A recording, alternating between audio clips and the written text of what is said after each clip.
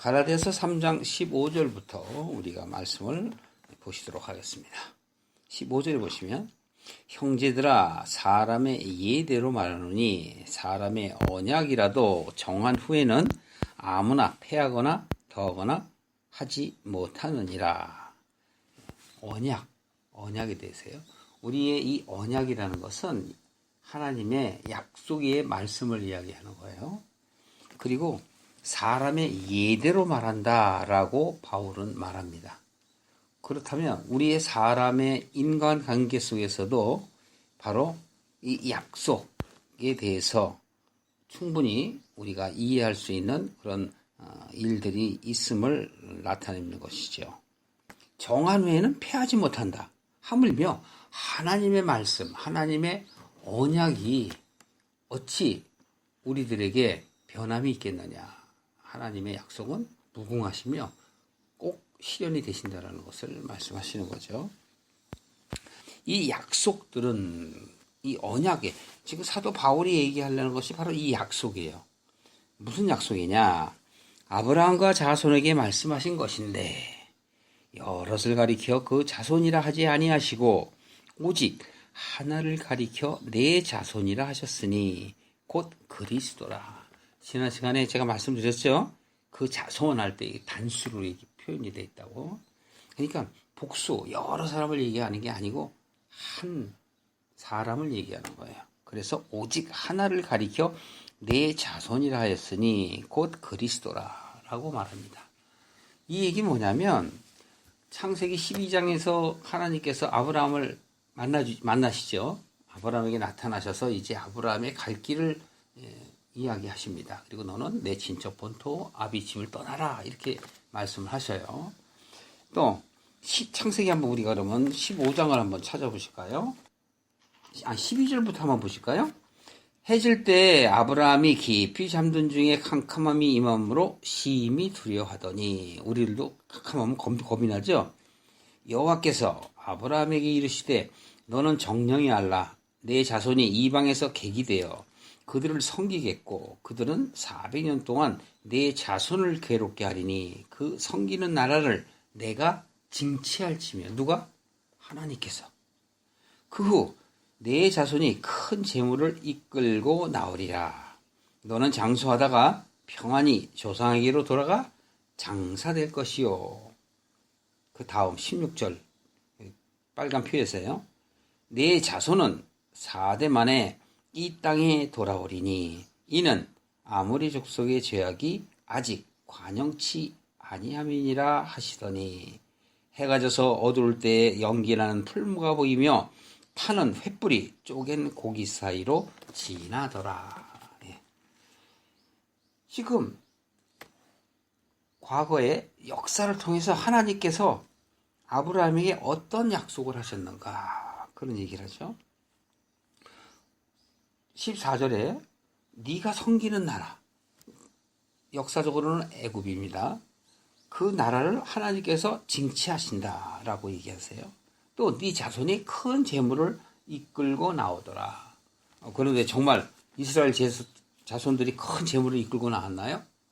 물론 그들이 430 동안 종사를 하면서 여러 가지 자신들의 그 일에 대한 그 보상을 달라고 해서 애굽 사람들이 주긴 줬어요. 그런데 그것이 뭐 애굽 사람이 가진 것보다 더 많은 건 아니겠죠. 여기서 큰 재물이라 하면 바깥에 표현되는 엄청난 세상 축복을 말씀하시면 안 돼요. 여기서 얘기하는 것은 하나님의 깨닫는 말씀을 얘기하는 거예요. 영적인 것을 여러분들이 이렇게 두고 생각을 하셔야 돼요.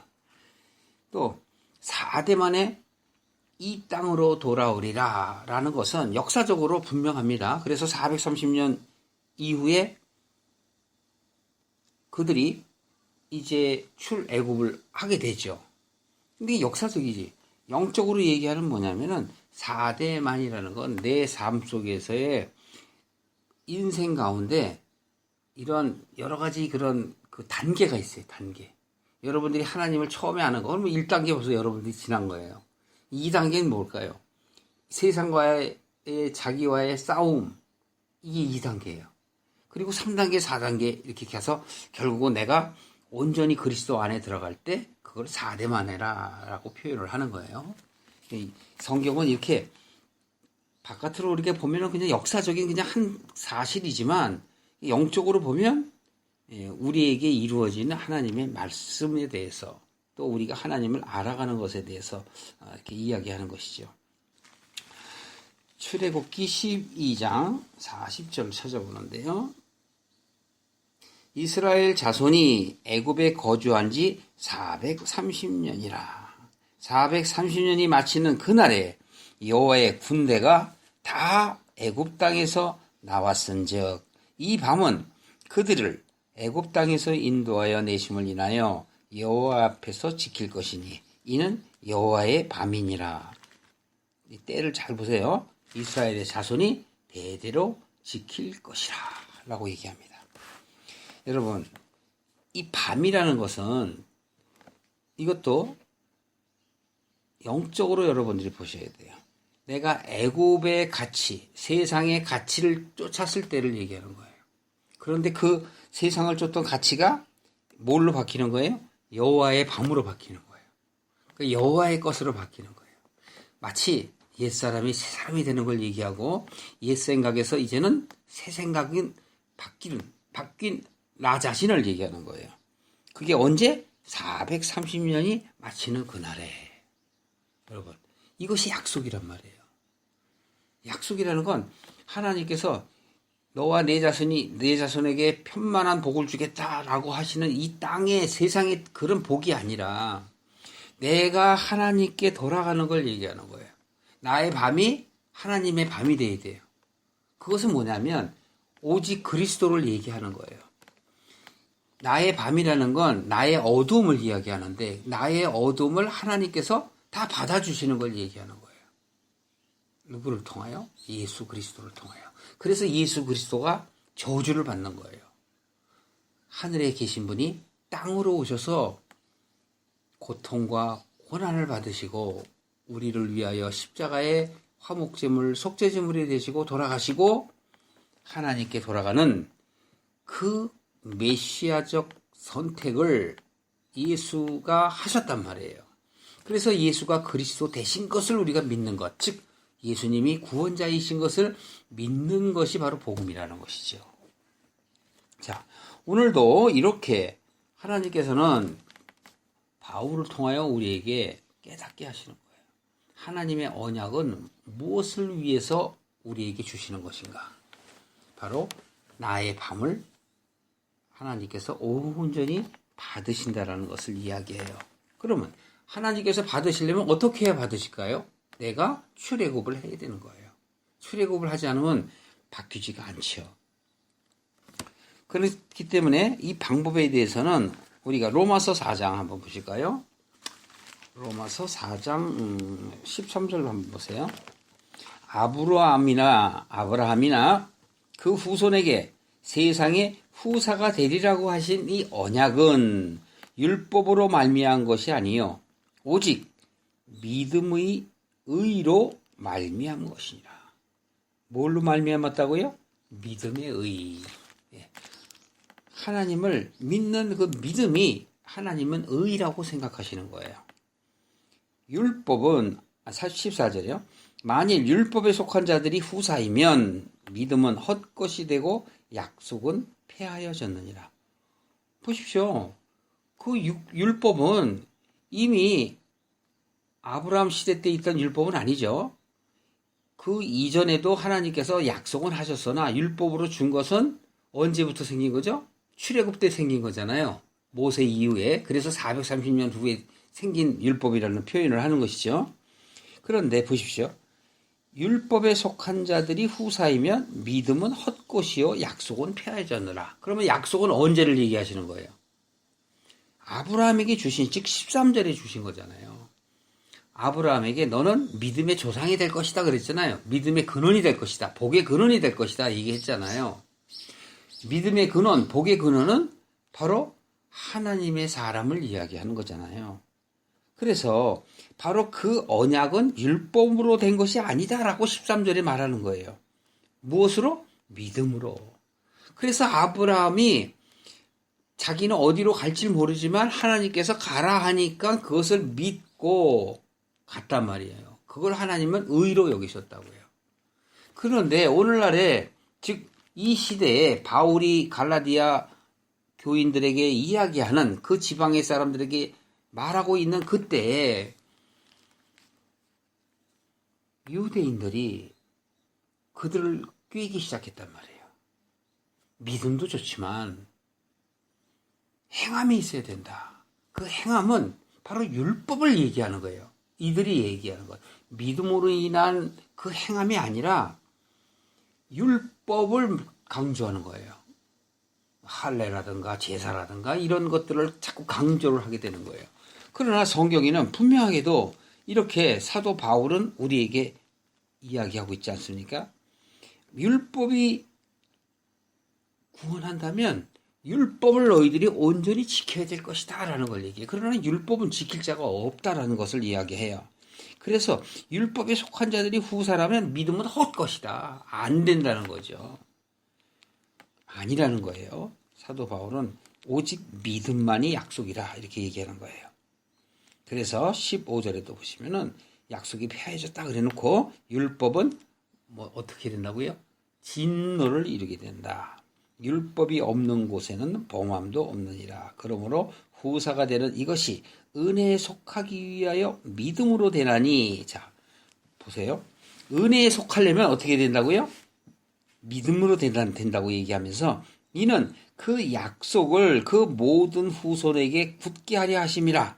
율법에 속한 자뿐만이 아니라 아브라함의 믿음에 속한 자들에게도 아브라함은 하나님 앞에서 우리 모든 사람의 조상이라 이렇게 얘기를 하는 거예요. 그러니까 사도 바울이 지금 그 역사를 잘 알고 있죠. 하나님의 아브라함에 대한 그 사랑을 잘 알고 있는 거예요. 그러나 바울은 이전만 해도 그 사랑을 알지 못했어요. 그래서 율법을 지켜야 된다고 생각을 했던 바로 바리새인이란 말이죠. 자, 다시 갈라디아서로 오셔서 조금 더 살펴보겠습니다. 그래서 보시면은 그 자손이라는 것은 성경에 나와 있는 많은 사람들을 이야기하는 것이나 여기서의 그 자손은 무엇을 얘기하냐면 하나님이 아브라함을 처음 만나 주셨던 것처럼 1대1이에요. 이건 1대1로. 그런데 바로 하나님의 약속은 다른 사람을 통해서 되는 것이 아니라 바로 예수님을 통해서 이루어지실 것임을 과거에 약속하셨기 때문에 그것이 오늘날 예수를 통해서 이루어졌음을 우리가 목도하는 거예요. 어떻게? 성경을 통해서 우리는 역사를 통해서 알 수가 있는 것이죠. 그래서 그 약속이라는 것, 바로 우리를 하나님께 돌아오게 하는 것, 구원의 메시지, 그 구원을 얘기하는 것이거든요. 그 구원의 통로가 바로 예수 그리스도라는 것을 말하기 위해서 지금 사도 바울이 이야기하는 거예요. 그래서 16절 후반에 보면 바로 오직 하나를 가리켜서 자손이라고 하셨고 바로 그 자손이 바로 누구냐 하면 예수 그리스도다 이렇게 표현하는 것입니다. 그리고 17절에 조금 전에 우리가 살펴본 것처럼 하나님의 미리 정하신 언약을 430년 후에 생긴 율법이 변개할 수 없다. 율법이 생기기도 전에 하나님은 우리를 구원하시기 위해서 아브라함이라는 대표를 들어 써서 우리에게 이미 말씀하셨다.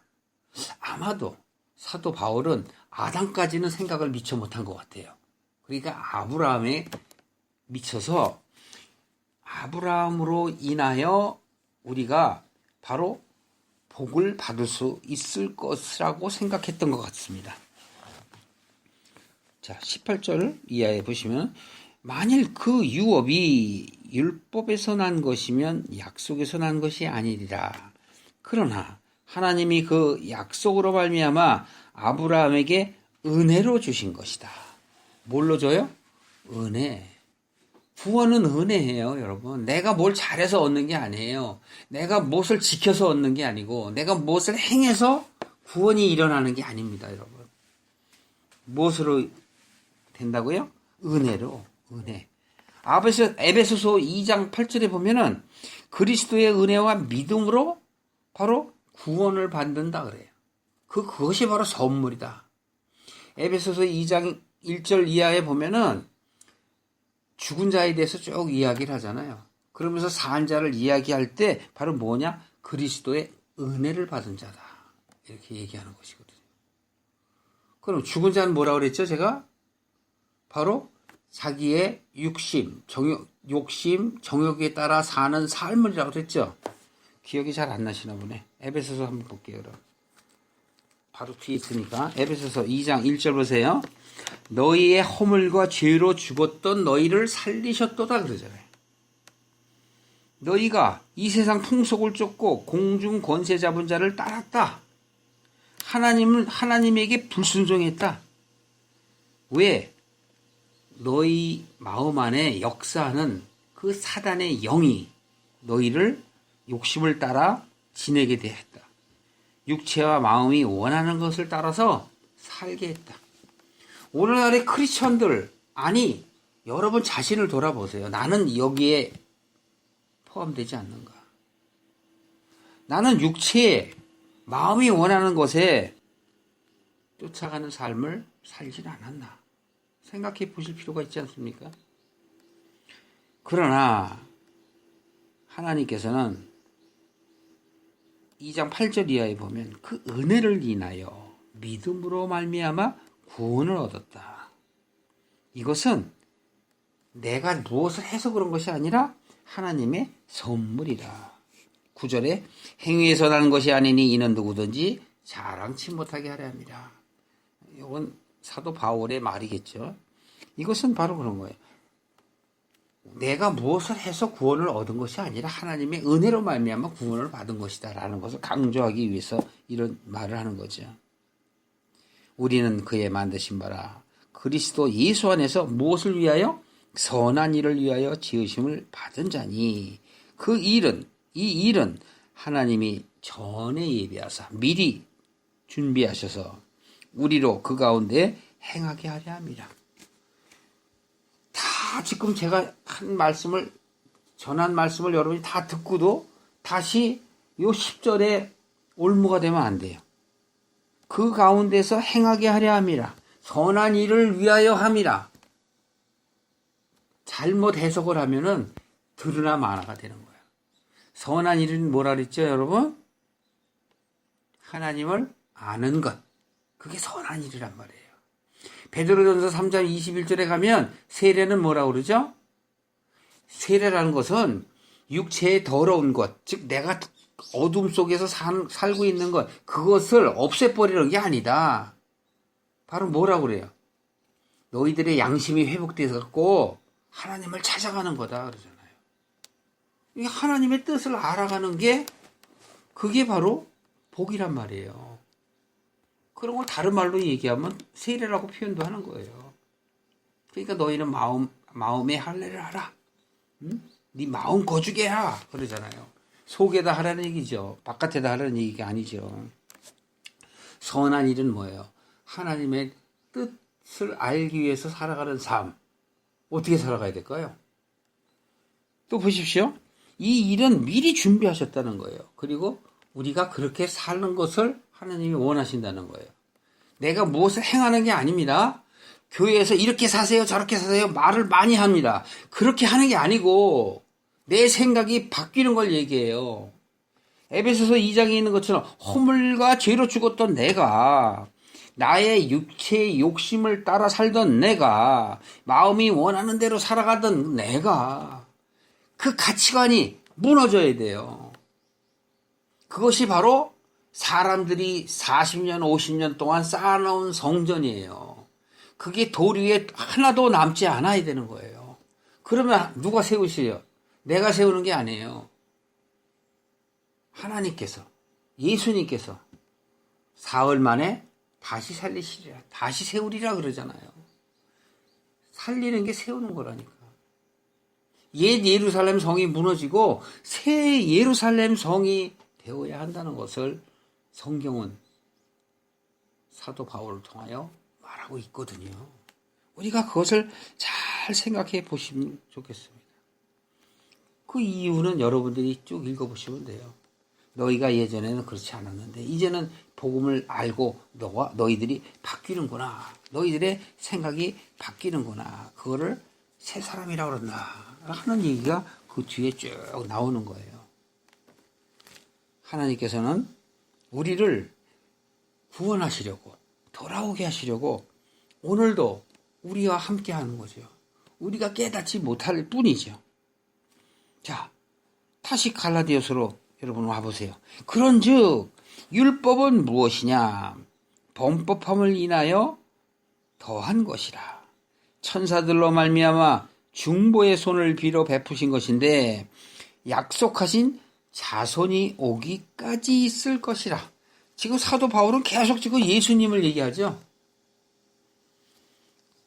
약속의 자손도 바로 여러 사람을 이야기하는 것이 아니라 한 사람을 이야기하는 것이며 종살이를 하던 즉 어둠에 있던 그가 빛으로 나올 때 즉 430년 후에 나올 때 바로 율법을 주신 것은 우리의 마음을 보이지 않는 하나님을 믿지 아니하기 때문에 보이는 하나님을 바로 장막이라는 것, 율법이라는 것을 통해서 보게 하는 거예요. 어둠에 있는 자기 자신이 죄이다라는 것을, 죄인이다, 죄다라는 것을 깨닫는 것을 말하는 거예요. 그래야 비로소 나올 수 있기 때문에 그것을 역사의 사건으로 애굽의 종살이를 함으로 인하여 그들의 고통과 역경을 통해서 그들 자신이 깨닫고 하나님께 돌이키려고 하는 그 마음, 하나님은 거기까지 보신 거예요. 미리 보셨다고. 그 때가 바로 뭐죠? 하나님께 돌아올 때를 얘기하는 거예요. 구원의 때. 구원의 때. 여러분과 저는 구원의 때에 대해서 수도 없이 듣죠. 그러면서도 자꾸 잊어버리고 내 마음과 내 육체가 원하는 대로 살아가지는 않습니까? 천사들로 말미암아 중보의 손을 빌어 베풀었다라는 건 뭐예요? 천사들로 인하여 바로 어떻게 하시겠다고요? 우리의 마음을 돌이키려고 하셨다라는 거예요. 그러면 히브리서 1장 한번 보셔야 되겠죠? 이것도 제가 수도 없이 말씀을 전해드렸지만 다시 한번 찾아보십시오. 히브리서 1장 1절에 보면 옛적에 선지자들로 여러 부분과 여러 모양으로 우리 조상들에게 말씀하신 하나님이 그러잖아요. 보십시오. 여기서도 우리 조상들에게, 우리에게는 지금 바울도 그 시대도 전부 우리 조상이겠죠. 수많은 역사 가운데 하나님의 말씀을 들고 그들에게 전했던 자들이 바로 다 선지자란 말이에요. 하나님의 뜻을 전하는 자가 선지자예요. 어떻게? 여러 부분과 여러 모양으로 우리들에게 역사를 통해서 어떤 사건을 통해서 우리에게 말씀하셨다는 거죠. 2절에 이 모든 날 마지막에 아들로, 아들이 누구죠? 예수. 우리에게 말씀을 하셨으니 그 아들을 만유의 후사로 세우시고 또 저로 말미암아 모든 세계를 지으셨느니라. 요한복음 1장 3절에 가서 보면 또 창세기 1장에도 보면 어떻게 해요? 그 말씀으로 이 모든 것들을 다 지으셨느니라 그랬죠. 그러면 우리는 이제는 영적으로 보는 눈이 있다면 그 말은 무슨 얘기예요? 이 세상에 뭐 해와 달과 뭐 땅을 만들고 무슨 짐승을 만들고 이 바깥에 보이는 그 육적인 것들을 이야기하는 것입니까? 아니면 영적인 것들을 이야기하는 것입니까? 영적인 걸 얘기하잖아요. 영적인 것들. 말씀이 아니하고는 이 모든 것을 이루지 아니하셨다고 그래요. 말씀으로 다 모든 걸 이루셨다고 그래요. 우리는 눈이 안 떠 있으면 전부 밖에 걸로 보게 되고 보이는 현상만을 보려고 하니까 자꾸 신비한 것들을 따라가려고 그래. 영적인 걸 깨달으면 그 말씀은 결국은 내 속에 수천 수만 가지의 역사 가운데 여러분의 태어남부터 죽을 때까지가 역사예요. 그 가운데 수도 없는 육체와 정욕의 욕심을 따라 살았잖아요. 그것을 바꾸려면 내 힘으로는 못 바꿔요. 여러분이 무엇을 하고 싶다고 그래갖고 바뀌어집니까? 절대 안 바뀌어요. 여러분의 사고관, 가치관, 그것이 확 바뀌어야 바뀌는 거예요. 절대 안 바뀌어요. 여러분 보고 뭐 하지 마세요, 뭐 하지 마세요. 백날 얘기해봐야 안 돼요. 그런데 오늘날 교회에서 자꾸 성경을 인용해갖고 무엇 해서는 안 됩니다, 무엇 하세요, 뭐 자꾸 이렇게 가리키니까 들을 때는 아멘 하고 받아들이는데 교회 문만 나가면 다 잊어버리는 거야. 왜? 내 속에 있는 것들이 버려지지 않으면 절대로 안 바뀌어요. 예수님을 쫓으려면 자기를 부인해야만 되는 거예요. 안 하면 절대 하나님 나라에 못 들어가요. 왜? 그분이 문이란 말이에요. 문. 그 문 말고는 다른 문이 없어요. 다른 길로 넘어가려고 하면 다 강도고 도적이라고 성경은 말하고 있지 않습니까? 오직 그분만이 길이요 진리요 생명이란 말이에요. 그분 외에는 없어요. 그렇기 때문에 성경을 통하여 사도 바울은 예수님을 만나진 못했지만 성령님의 그 깨우침으로 인하여 자기 자신을 버리는 거예요. 부인하는 거예요. 그래서 깨닫게 된 거죠. 그래서 그는 자기 자신이 갖고 있던 그 영적인 세상적인 가치관이 송두리째 다 뽑아내진 거라고요. 그래서 그는 자기의 깨달음을 전하기를 원했던 것이죠. 히브리서에 나오는 모든 말씀은 여기서 천사 얘기 나오는데 14절 보시면 모든 천사들은 이라는 얘기는 모든 선지자들을 얘기하는 거예요. 불의는 영으로 구원 얻을 후사들을 위하여 섬기라고 보내심을 받은 자가 아니냐. 보내심을 받았다는 거예요. 근데 우리는 천사가 날개 있는 것처럼 생각을 하니까 문제가 되는 거예요. 그게 아니란 말이에요.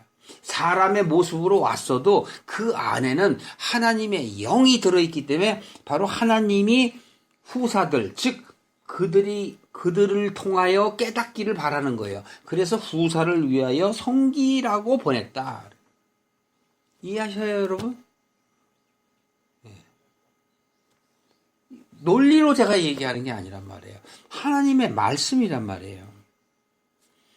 그리고 히브리서 11장에 가면은 천사들이 쭉 나오잖아요. 우리는 하나님의 뜻을 잘 이해를 안 하려고 하기 때문에 입으로는 하나님, 여호와 하나님, 만유의 하나님 하면서도 매번마다 자기 것을 이루기 위해서 자기의 육체의 정욕과 마음이 가는 것을 구한단 말이에요. 이거 해주세요, 저거 해주세요. 지도자들 또한 마찬가지죠. 많은 지도자들도 바로 그들의 요구에 따라서 중보해요. 그런데 성경에 보면 중보는 오직 예수님 외에는 없다고 그러잖아요. 우리는 그 하나님의 말씀에 따라 살지 않고 꼭 자기만을 위해서 살아가기 때문에 그래요. 디모데전서 2장 5절 보시면 하나님은 한 분이시오. 또 하나님과 사람 사이에도 중보도 한 분이시니 곧 사람이신 그리스도 예수라. 그냥 예수가 아니에요. 그리스도 예수. 한 분. 그 당시에도 예수라는 이름이 있기 때문에 지금 표현을 분명하게 하는 거예요. 그리스도 예수. 오직 그리스도 예수란 말이에요. 그가 모든 사람을 위하여 자기를 어떻게 했어요? 속전으로 주셨다. 기약이 이르면 증거할 것이라. 이를 위하여 내가 전파하는 자와 사도로 세움을 입은 것은 참말이다. 사도 바울이 디모데에게 하는 말이죠. 하나님은 한 분이시다. 또 하나님과 하나님의 사람들 그 사이에 중보자도 바로 한 분이시다. 없다니까요. 그분만이 문이라니까. 다른 문은 없어요. 자, 갈라디아서로 오세요. 바로 이어져서 말씀이 나오는 거예요. 18절 보세요. 만일 그 유업이 율법에서 난 것이면 약속에서 난 것이 아니리라. 그러나 하나님이 약속으로 말미암아 아브라함에게 은혜를 주신 것이라. 그런즉 율법이 무엇이냐? 범법함을 인하여 더한 것이라. 천사들로 말미암아 중보의 손을 비로 베푸신 것인데 약속하신 자손이 오기까지 있을 것이라. 예수님이 오시면 어떻게 되는 거예요? 다 끝나는 거라니까. 그래서 예수님이 바로 율법의 완성이시란 말이에요. 우리가 지킬 수 없는 그 율법을 다 끝내신 거예요. 더 이상의 제사가 없어요. 그분이 모든 완전한 제사로 끝내셨어요. 그 이후에 제사를 드리면 그거는 무슨 제사예요? 거짓 제사라고. 이해하셔요, 여러분? 네. 거짓 제사라니까. 예수님 외에는 참 제사가 없어요. 그래서 우리가 기도하거나 무엇을 할 때는 항상 예수 그리스도의 이름으로 기도합니다 라고 얘기하는 거예요. 그냥 예수 이름으로 기도합니다 그러면 다른 예수일 수도 있기 때문에 예수가 그리스도 대신 그 이름으로 기도한다고 우리는 기도하는 것이죠. 자, 중보는 한 편만 위한 자가 아니니 오직 하나님은 어떻다? 하나이시니라. 디모데전서 2장 5절 금방 살펴봤죠, 우리가 조금 전에. 하나님은 하나이시라고. 그가 보내신 구원자 메시아도 오직 하나이시란 말이에요. 그분 올 때까지 전에는 뭘 보냈다고요? 선지자들을 보냈다고 그러잖아요. 천사들을 보냈다고 그러잖아요. 그러나 이제는 어떻다고요? 끝났다니까. 더 이상은 없어요. 더 이상은 선지자도 없고 천사도 없어요. 뭘까요? 오늘날의 은혜의 시대의 선지자와 천사는 뭘까요? 하나님의 뜻을 깨달은 사람들이 바로 천사요, 선지자란 말이에요. 이렇게 말하면 사람들이 이해를 못하죠. 무슨 얘기인지. 먼저 앞선 말을 이해하고 그것이 하나님의 은혜로 말미암아 내게 새겨져야 후자의 말씀을 이해가 되는 거란 말이에요. 아, 내가 사람인데 어떻게 천사가 돼요? 선지자가 돼요? 그런 어리석은 말을 하지 마시길 바랍니다. 그러면 율법이 하나님의 약속들을 거스리느냐? 아니다. 지금 율법을 갖다가 잘못 들으면 율법은 필요 없다라고 들을 수가 있어요? 아니다라고 얘기하는 거예요. 결코 그럴 수 없느니라. 만일 능히 살게 하는 율법을 주셨다면 의가 반드시 율법으로 말미암았으리라. 그러나 성경이 모든 것을 죄 아래 가두었으니 이는 예수 그리스도를 믿음으로 말미암은 약속을 믿는 자들에게 주려 함이니라. 예. 모든 율법은 예수 그리스도로 말미암아 끝난 거예요. 다 완료되었어요. 왜? 율법은 바로 예수 그리스도의 모형과 그림자란 말이에요. 구원을 받기 위해서 미리 준비하라는 거예요. 그걸 보고 너희들이 그런 마음을 가지라는 얘기예요.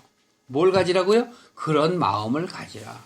즉 구원 받고 싶어하는 마음을 가져라. 하나님께 돌아갈 마음을 가져라. 그 얘기예요. 22절에 성경이 모든 것을 죄 아래 가두었다라고 얘기하는 건 뭐냐면 율법의 완성이 되신 예수님의 입장에서 보시면 여러분들이 한번 그렇게 보세요. 어떻게 돼요? 그 이전에 있었던 모든 역사와 사건은 뭐가 되는 거예요? 어둠에 있는 모든 사람들이 바로 구원받으려고 하는 그 과정이잖아요. 우리에게도 마찬가지예요. 우리에게도 적용을 하면 내가 온전한 하나님의 뜻대로 살아가려는 마음가짐을 얘기하는 거예요. 그렇게 하라는 거 아니에요, 여러분. 할 수가 없어요. 우리 인간들은 다 죄성이 가득하기 때문에 뭐 안 바뀌어요. 그냥 그런 마음을 가지라는 얘기죠. 하나님은 우리의 연약함을 아시죠. 우리가 강했더라면 이 세상에 올 이유가 없죠. 하나님과 함께 하겠죠. 우리가 깨닫는 것이 바로 성경이 죄 아래 가둔 거예요. 그 역사적인 사건을 통하여 내 스스로가 죄성이 있는 걸 죄인임을 깨달아야 되죠. 그래서 바로 그리스도를 믿는 그 믿음으로만이 약속을 바로 믿는 자들만이 구원을 얻게 된다는 것을 이야기하는 것입니다. 이어서 23절에 보시면 믿음이 오기 전에 우리가 율법 아래 매임바 되고 계시될 믿음의 때까지 갇혔느니라. 계시될 믿음의 때가 뭐예요? 예수님이 그리스도가 되는 것을, 즉 구원자 되시는 것을 믿을 때까지 갇혀 있다는 건 뭐죠? 모르니까. 예수가 누구인지 모르니까 갇혀 있는 거예요. 그래서 율법에 갇혀 있는 거죠. 그래서 율법을 자꾸 지키려고 하는 거예요. 이같이 율법이 우리를 그리스도에게로 인도하는 몽학 선생이 되어 꿈 선생. 꿈은 현실인가요? 아니죠. 우리가 생각하는 그 꿈에서의 선생님은 깨어나면 없는 것이죠. 그래서 우리로 하여금 믿음으로 말미암아 의롭다 함을 얻게 하려 함이니 우리에게 방향 제시를 하는 게 몽학 선생이에요. 그러면 예수님은 무슨 선생이에요? 참 선생이죠. 실제로 참된 것을 우리에게 말하니까. 그래서 요한복음 8장에 보면 바로 그분이 진리라고 그러잖아요. 진리가 너희를 자유케 하리니. 진리가 우리를 자유케 하는 거예요. 오직 성경에 나와 있는 모든 그 약속들이 예수 그리스도로 말미암아 온전하게 종결됨을 얘기하는 거예요. 율법은 바로 누구에게로 인도해요? 그리스도에게로 인도한단 말이에요. 그러면 우리가 그리스도 안에 있으면 율법은 이미 끝난 것이죠. 몽학 선생은 끝난 것이죠. 이제는 참 선생과 함께 가야죠. 그래서 의로워지는 것을 얘기하는 거예요. 믿음이 온 후로는 우리가 몽학 선생 아래 있지 아니하도다. 그 진리가 우리를 하나님께로 인도하시기 때문에 너희가 다 믿음으로 말미암아 그리스도 예수 안에서 뭐가 돼요? 하나님의 아들, 자녀가 되었으니 누구든지 그리스도와 합하여 세례를 받은 자는 그리스도로 옷을 입었느니라. 그리스도의 옷. 예수님이 돌아가실 때 한 사건이 있었죠. 아니, 마지막 사건이죠. 요셉의 무덤에 예수님이 묻히셨는데 제자들이 그 무덤에 찾아가니까 예수님은 온데간데 보이지 않았어요. 부활하셨던 거죠. 그런데 뭘 남겨놨어요? 옷을 남겨놨죠. 그럼 우리는 야, 이 옷이 웬 옷이냐 이렇게 생각을 하는데 그냥 여기 영적인 의미를 얘기하는 거예요. 그리스도가 부활한 것처럼 너희들도 부활하라는 거예요. 여러분, 엘리사와 엘리야 시대 때 엘리사는 엘리야를 따라가고 싶었으나 결국은 엘리야만이 승천하고 엘리사는 승천하지 못하죠. 그때 엘리사에게 엘리야가 뭘 남겨줬어요? 옷을 남겼잖아요. 그 옷을 입고 올라가려고 하는데 안 올라가진다니까. 왜 안 올라가죠? 때가 돼야 돼요. 그래서 다시 길갈로 돌아가는 거예요. 엘리야는 길갈에서부터 시작해서 결국은 요단을 건너갔지만 엘리사는 자기 것으로만 가야 된다고. 엘리야 것으로 갈 수가 없는 거예요. 이 얘기는 다른 말로 말하면 믿음은 각자예요. 다 틀려요. 구원은 다 각자에게 있는 거예요. 하나님과 나와 1대1이라고요. 누구 때문에 내가 가는 건 아니에요. 동기부여만 하는 거죠. 마치 갈라디아 교인들이 바울의 그 전하는 말씀을 듣고 어떤 사람들은 바뀌지만 어떤 사람들은 대다수의 사람들은 안 바뀌죠. 자, 그렇다면 그리스도의 옷을 입으라는 건 뭘까요? 믿음이죠, 믿음. 너희가 다 믿음으로 말미암아 그리스도 예수 안에서 하나님의 아들이 되었느니라. 유업을 받은 걸 얘기하는 거예요. 하나님의 나라를 유업을 받은 것. 이거 바깥에 무슨 부자 될 게 아니라고 수백 번 얘기하죠.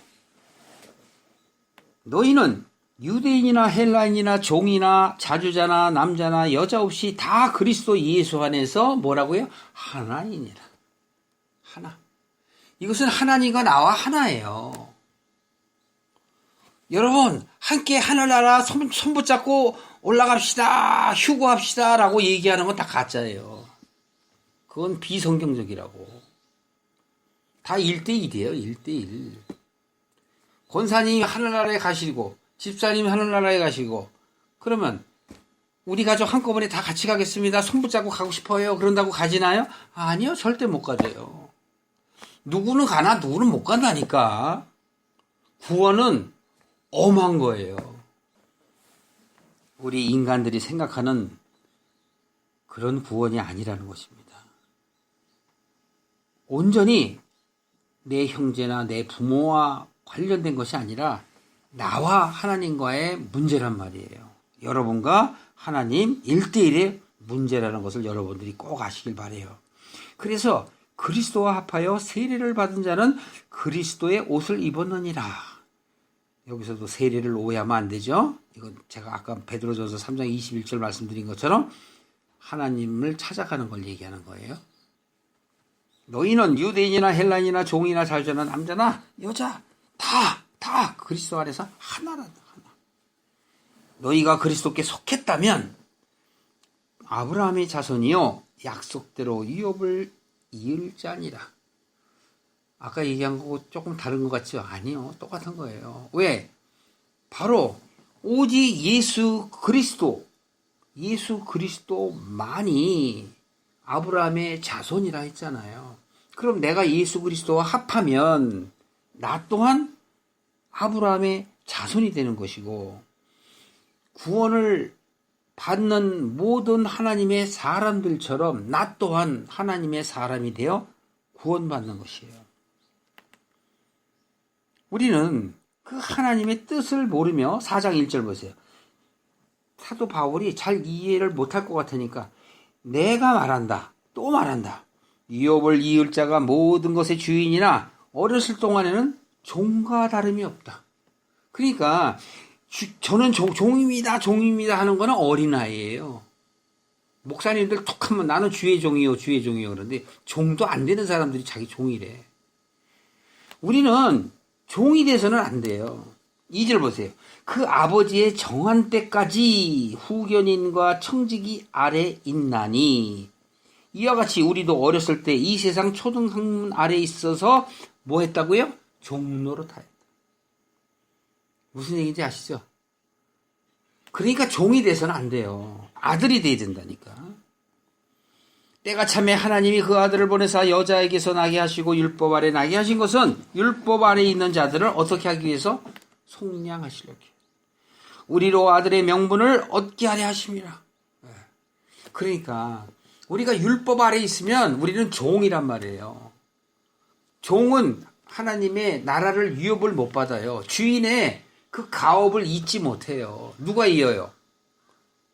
아들만이 있잖아요. 그래서 사라의 아들과 하갈의 아들 너희는 어느 곳에 속하고 싶어? 그 얘기를 물어보잖아요. 그렇죠? 너희가 바로 아들인 거로 여기서 아들, 딸 그 얘기하는 거 아니고 유업을 받을 자와 못 받을 자를 얘기하는 거예요. 아들이라는 표현은 유업을 받을 자를 그냥 하나의 그 명칭으로 이야기하는 것이지 여자 남자 가르는 게 아니에요. 너희가 아들인 거로 하나님이 그 아들의 영이 뭐예요? 성령. 예수 그리스도의 영이 아들의 영이에요. 성령을 우리 마음 가운데 보내사 아바 아버지라 부르게 하셨느니라. 우리가 하나님 아버지 그리고 뭐 힘들면 아버지만 그런 의미 아니에요. 여기서 얘기하는 것은 하나님께 속한 자, 유업받을 자, 예수 그리스도 안에 있는 나를 얘기하는 거예요. 그러므로 이후로는 내가 이제는 종이 아니요 뭐가요? 아들이니. 아들이면 하나님으로 말미암아 유업을 이을 자니라. 아들이 되죠, 여러분. 왜 종입니까, 종? 자기를 낮추기 위해서 종이라고 그랬대. 너나 하세요. 종이 돼서는 안 돼요. 아들이 돼야 돼. 그러나 그때에는 하나님을 알지 못하여 본질상 하나님이 아닌 자들에게 종노릇하였더니. 그렇죠. 사도 바울도 바리새인이 돼갖고 예수님을 못 만났기 때문에 바로 종노릇했죠. 그러나 이 로마서 8장에도 좀 보시면 돼요. 영을 쫓고 육을 쫓고 하는 그 일들이 로마서 8장 5절 6절에 있으니까. 이제는 너희가 하나님을 알 뿐더러 하나님의 아신 바가 되었거늘. 내가 알면 하나님이 아는 거예요. 이건 하나가 되니까. 어찌하여 다시 약하고 천한 초등학문으로 돌아가서 다시 저희에게 종노릇하려 하느냐. 속지 말란 얘기죠. 우리가 이 세상 삶을 살아갈 때 자꾸 유혹이 와요. 저도 그렇습니다. 그때 넘어져서는 안 돼요. 넘어지더라도 또 일어나야 돼요. 너희가 날과 달과 절기와 해를 삼가 지키니 내가 너희를 위하여 수고한 것이 헛될까 두려워 걱정이 된다 하는 얘기예요. 이건 뭐야? 너희가 날과 달과 절기와 해를 삼가 지키니라는 건 우리의 인생이 아직 많이 남아있잖아요. 현재 죽은 게 아니니까. 그 인생 동안에 자꾸 세상의 가치를 쫓아가는 것. 그렇게 될까봐 내가 걱정된다. 여러분, 오늘 여기까지 말씀을 나누겠습니다. 지금 성경에서 사도 바울을 통하여 갈라디아 지방에 있는 그 교인들에게 하는 말씀은 무엇입니까? 바로 하나님의 약속이죠. 하나님의 약속은 예나 지금이나 미래나 변함이 없어요. 항상 우리에게 주신 그 말씀, 그 약속, 아브라함에게 주신 그 약속처럼 내게 주신 그 약속이 되어 초등학문에 있지 말고 진전되는 믿음 가운데 살아가려는 가치를 추구하는 것. 한마디로 말하면 새로운 가치 추구, 믿음의 가치 추구, 이렇게 말씀을 드릴 수가 있겠습니다.